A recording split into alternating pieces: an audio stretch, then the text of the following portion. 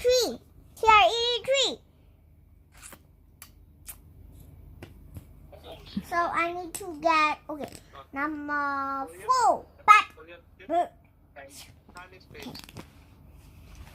B-I-R-T. Okay, I need to find off the bird. B-R-C to B-I-R-T.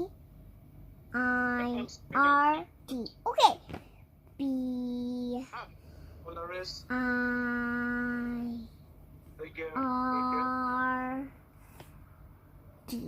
But bird. Flower. Okay, I need to write number 4. Okay. ဒီစာအုပ်ကလေးရတော့ပေါ့နော်ចောင်းပြင်ပလေ့ကျင့်ပေးဖို့ဝယ်ထားတဲ့စာအုပ်ကလေးပေါ့နော်ဒီစာအုပ်ကလေးကပြီးခဲ့တဲ့နှစ်ကနေပြည်တော်ကိုသွားတော့อ่ะပေါ့နော်နေပြည်တော်ကအဲ့ဟိုကစားကွင်း Ranger Park လားမသိဘူးမမှတ်မိတော့ဘူးအဲ့ဒီမှာစာအုပ်ဆိုင်လေးပါရှိတယ်ပေါ့နော်အဲ့ဒီက UK Pre-Left Book တွေကနေပြီးတော့မှသူဒီလိုစာမျိုးနှစ်အုပ်ဝယ်လာတယ်ပေါ့နော်ဒီစာအုပ်ကလေးကတော့4 to 6 years အတွက် workbook ပေါ့နော် exercise book လေးလိုမျိုးပေါ့အဲ့တော့ဒီစာအုပ်မှာဆိုလို့ရှိရင်ကလေးလေးတွေကစာလုံးလေးတွေကိုရှာမယ်စာလုံးလေးတွေကဘာလေးတွေလဲစကားစုလေးတွေကဘာလေးသိမယ်ပေါ့အခုဒီစာလေးတွေကဆိုရင်သူတို့ရဲ့လုပ်ငန်းစဉ်တွေကကလေးကရှာဖွေစူးစမ်းလေးလာတဲ့အားကိုလည်းပို့ပြီးကောင်းစေတယ်ပေါ့နော်။မဆို leaf ဆိုလဲ तू leaf ကို तू သွားရှာမယ်။အဲ့တော့ तू ရှာပြီးဝိုင်းလိုက်တာတစ်ခါပြီးရင်ဒီမှာ तू ချရေးလိုက်တာတစ်ခါအဲ့လိုမျိုးဆို तू ကနှစ်ခါ तू မှတ်မိသွားတယ်ပေါ့နော်။စာကိုအတင်းကျပ်ယူတာမျိုးမဟုတ်ဘူးနဲ့